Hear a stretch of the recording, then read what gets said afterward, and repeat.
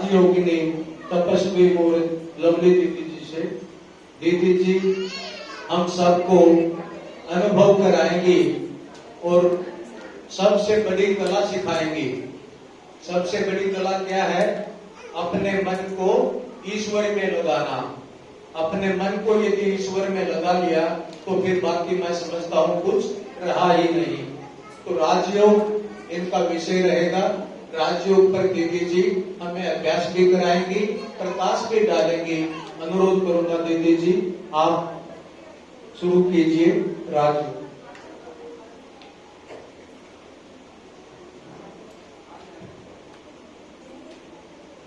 ओम शांति।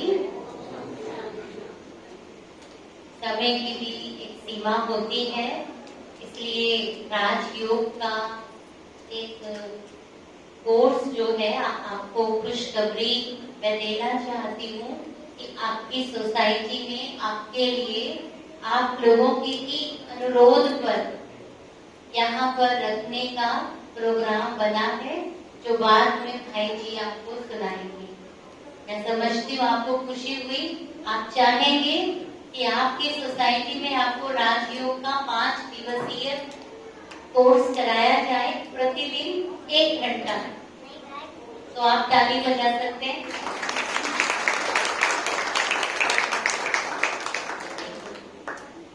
आपको जागरूक करने के लिए ये मैंने किया। वास्तव में शास्त्रों में बहुत सी कथाएं सुनते हैं, भक्ति करते हैं। आजकल कितने जागरण, कितनी जगह जगह कीर्तन चल रहे हैं देवियों के। इन्हीं सभी कथाओं में एक कथा बहुत प्रसिद्ध है। भारत तो है ही त्योहारों का देश, कथाओं का देश। अनेक दंत कथाएं प्रसिद्ध हैं।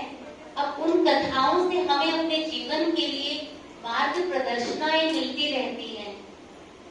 एक है सागर मंथन का दृश्य अपने सामने ले आइए। मंदराचल पर्वत को मदानी बनाए, वासुकी सर्प को रस्सी बनाए। देवासुर संग्राम के समय पर जब आपस में संघर्ष चल रहा था कि देवता शक्तिशाली है या आसुरी शक्तियां, आसुर शक्तिशाली, तो इस कंपटीशन में देवताओं को वासुकी सर्प की पूंछ पकड़नी थी और जो असुर थे वो उसकी वासुकी की मुख की तरफ खड़े थे और सागर मंथन शुरू हो गया। आप ये दृश्य इमर्ज कर सकते हैं अपने मन में। और सागर मंथन के दौरान बहुत सारी चीजें निकल रही हैं सागर से, तरह तरह की उपलब्धियां हो रही हैं। 5 रवा घोड़ा भी निकल रहा है, तो कल्प वृक्ष भी निकल रहा है, श्री लक्ष्मी जी भी निकली हैं और रावत हाथी निकला, धन्वंतरी जो है वैद्य वो निकले। तो ऐसे बहुत सारी 14 चीजें निकली हैं। आप सब कथाओं को तो जरूर सुनते रहते ही होंगे। आज हम वो 14 चीजों का वर्णन नहीं कर रहे, लेकिन उसमें अमृत भी निकला था, उसमें विष भी निकला, हलाहल विष। अब अमृत को लिए हुए श्री लक्ष्मी जी को कहा गया कि देवताओं को अमृत आपको पिलाना है। तो देवता और असुरों की पहचान क्या होगी? अगर अभी वो अमृत आपके सामने श्री लक्ष्मी जी लेकर उपस्थित हो, तो क्या आप देवताओं की लाइन में ही लगेंगे ना? या आप सोचेंगे कि कहीं से और देवताएं आएंगे और लक्ष्मी जी के हाथ में जो ये अमृत कलश है, उनके हाथों से वो अमृत पान करने का हक क्या मुझे है? आप क्या अपने दिल की आवाज अभी सुन सकते हैं? क्या आपके वो देवता देवियां, वो दैवी लक्षण वाले मनुष्य हैं जिनको वास्तव में वो अमृत पान करना चाहिए? क्योंकि संसार में जब भी कोई परिस्थिति हमारे आसपास होती है, उसका एक बुरा इफेक्ट तो आता ही है। कभी कभी कुछ लोग बैठकर सोचते हैं कि ये जो हुआ, ये जो दुर्घटना घटी, अनहोनी हुई, क्या ये प्रकृति की जो समस्याएं सारे जगत में आई, इससे नुकसान हुआ या फायदा भी हुआ? क्या ये छोटी सी सिचुएशन है, इसमें भी मान लो कि किसी का बिजनेस ऊपर नीचे हुआ, फिर उसके बाद में 1 साल बाद, 6 महीने बाद उसमें कुछ परिवर्तन आए, किसी की पारिवारिक परिस्थितियों में कुछ ऐसे उतार चढ़ाव आए, तो कभी वो बैठकर सोचते हैं कि ये वही विष और अमृत की कहानी जो दोहराई नहीं जा रही, अब मुझे विष पान करना है या अमृत? परिस्थितियां तो दोनों ही हैं, मुझे अपने अंदर अमृत को ग्रहण करना है।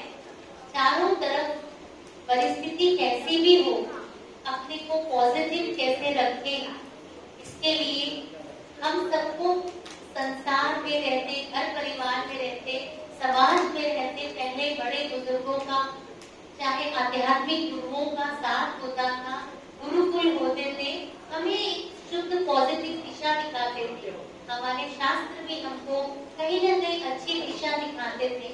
लेकिन जैसे जैसे मनुष्य का मन कमजोर हो रहा है, या ऐसा कहें आसुरी शक्तियां उन पर हावी होती हैं, तो उनका मन उस अमृत को लेने की जगह बार बार विष पान करने का करता है। दुख की परिस्थिति सबके सामने आती है, कोई निखर जाता है, कोई बिखर जाता है। तो अब हमें राजयोग परमात्मा की एक सुंदर योजना के तहत एक विधि मिलेगी, और इस विधि को आप सब, ऐसा नहीं है कि ये आपके जीवन में कभी नहीं था, परंतु कुछ बिखर सा गया था। अब उन सभी अपनी दैवी शक्तियों को समेटने की ये विधि है राजयोग। हम अपने आप को देवी देवता, कैसे हम उनके पूर्वज, वो हमारे थे और हम उनके वंशज हैं, आज इसीलिए हम देवियों के दिन मनाते हैं। कोई ना कोई भक्ति मार्ग से कहीं न कहीं इंस्पायर तो है ही, परंतु क्या हम उनके केवल वंशज हैं, या उनकी दैवी गुणों को भी हम अपने अंदर धरोहर बनाकर रखते हैं? तो आज राजयोग की आपको एक बहुत सुंदर निमंत्रण देते हुए हम छोटा सा चखने की कोशिश करते हैं। आप सभी जहाँ भी बैठे हैं, बैठे हुए ही एक यात्रा पर चलें। और मैं छोटे छोटे बच्चों को कहूंगी कि आप तो दैवी गुणों से भरपूर हैं, आपके अंदर तो बहुत सुंदर दिव्य गुण हैं। आपने अभी बाहरी संसार का सामना भी नहीं किया है, तो इसलिए आप भी बैठे, और जो बड़े बड़े बच्चों के साथ बैठे हुए हैं वे सब उनको गाइड करें। आंखें बंद करके बच्चे सभी थोड़ी देर के लिए आंखें बंद करें, आप लोग बहुत अच्छा अभ्यास करेंगे। और जो सभी बड़े हैं वो चाहे तो आंखें खोल कर अभ्यास करें, क्योंकि आप कर्म योगी बनना चाहेंगे, संसार में रहकर कर्म करते हुए ये योग सीखना चाहेंगे। बाकी आपकी इच्छा है, अगर आपकी आंखें बंद भी हो जाए तो आप योग करें। मन में विचार लेकर आए, मैं एक जागृति योग चैतन्य शक्ति, ये शरीर मेरा यंत्र है, इसका प्रयोग करने वाली मैं एनर्जी, इसकी मालिक।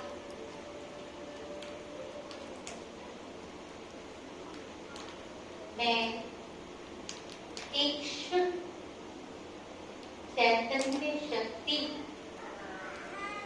एक चमकते हुए सितारे की तरह। ये शरीर मेरा एक रथ है, इस रथ से कुछ देर के लिए मैं अलग होकर स्वयं को देखूं।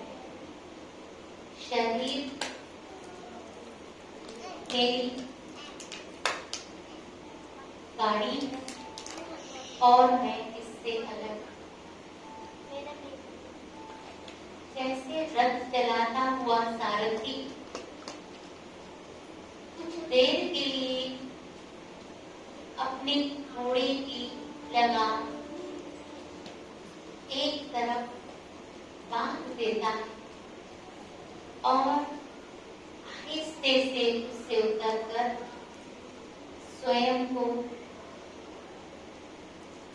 आराम देता है।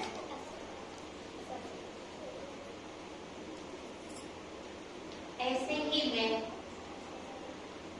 चमकती हुई ज्योति बिंदु आत्मा 5 तत्वों की इस दुनिया से ऊपर की ओर जा रही। यह संसार मृत्यु लोक कुछ देर के लिए मैं अपने घर प्रकाश लोक की ओर जा रही, जहां से हम आए। वह चमकती हुई सुंदर आत्माओं का देश, सूरज चांद सितारों से परे और सुंदर लाइट जहां चमक रही है।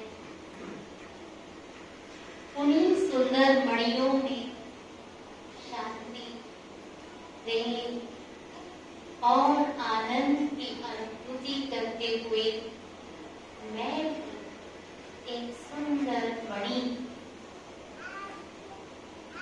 अपने आप को महसूस करूं। हम सभी चमकती हुई मणियों में सबसे ऊपर एक चमकती हुई तेजस्वी मणि है। यह शिव ज्योति है। यह परमात्मा पिता है, जो शांति के सागर, पतित पावन, दुख हरता सुख करता परम पिता है।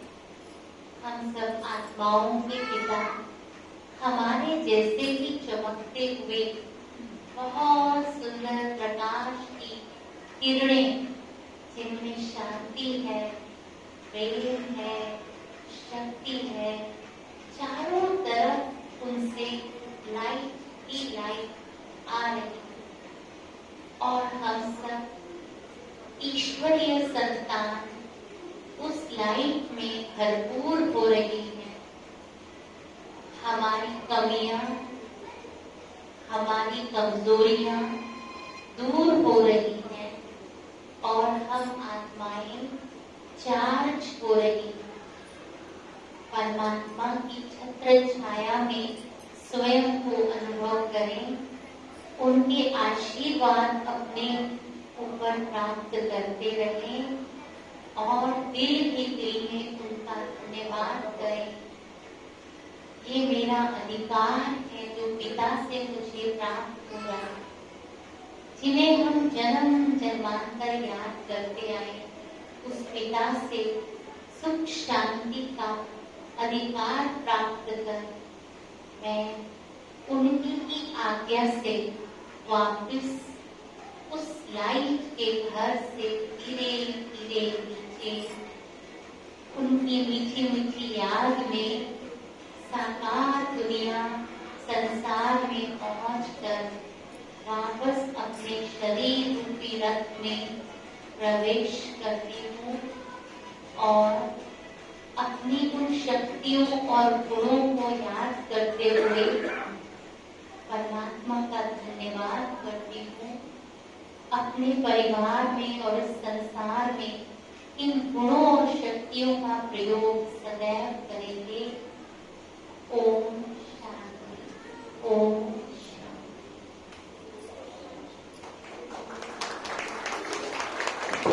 बहुत धन्यवाद बेटी जी, आपने हम सबको गहन शांति की अनुभूति कराई। बहुत बहुत धन्यवाद। आप भी बचपन से ही प्रजापिता ब्रह्मा कुमारी ईश्वरीय विश्वविद्यालय से जुड़े हुए हैं और पिछले लगभग 27-28 साल से दीदी जी समर्पित जीवन व्यतीत कर रहे हैं। आप मोहन नगर सेंटर की मुख्य संचालिका हैं। आप आर्किटेक्ट इंजीनियर हैं और मैं एक खुशखबरी बता दूं, शायद कुछ भाई बहन भी जानते हो, हमारे सामने जो जयंती दीदी बैठी हैं, लौकिक में ये दोनों बहनें हैं। जयंती दीदी बड़ी बहन है लवली दीदी की। हम सब भाग्यशाली हैं, आज इन महान विभूतियों के दर्शन भी हुए और लाभान्वित हमें किया। लवली दीदी हमेशा ही कहती हैं, क्या कहती हैं, वो 4 लाइन आपके सामने। दीदी जी कहती हैं, ज्ञान सुन और योग लगा तो पल पल बीती उम्र जाए। ज्ञान सुन और योग लगा तो पल पल बीती उम्र जाए। समय हाथ से जाए निकल तो फिर पीछे क्या हो पछताए। और 5 विकारों की कर चुकी जीवन सफल बना तू अपना। कुछ भी नया नहीं होने का फिर चिंता में तुझे सताए।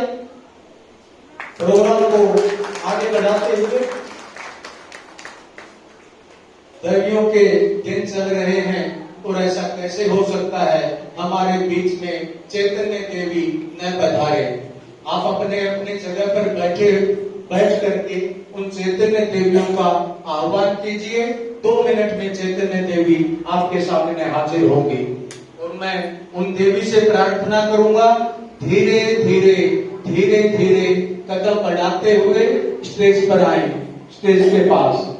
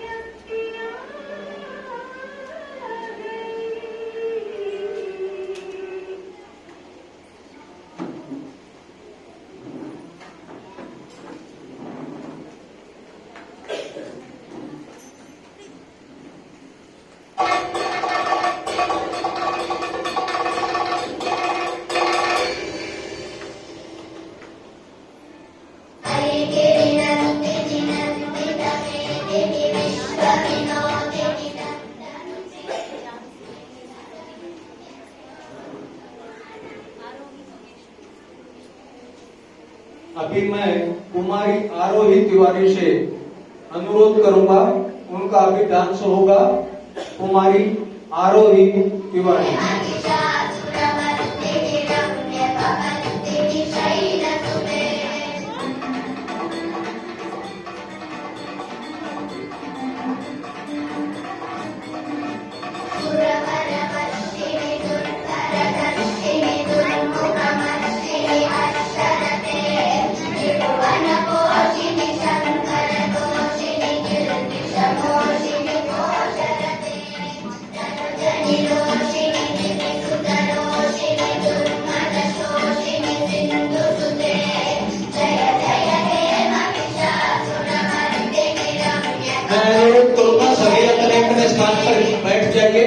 प्लीज सभी अपने अपने स्थान ग्रहण कीजिए।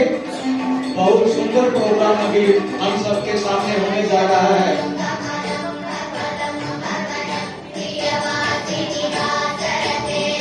सभी हमारे चैतन्य देवियों को मैं आमंत्रित करना चाहूंगा कि चैतन्य देवियां अभी हमारी सभी बहनें, समर्पित बहनें आए स्टेज पर। और दूसरी बहनों से मैं अनुरोध करूंगा कि हमारे चैतन्य बहनों को, हमारी दीदियों को चुन्नी पहनाकर उनका स्वागत करेंगे। पहले चैतन्य देवियां आइए और बहनें चुन्नी लेके हाजिर हों, उपस्थित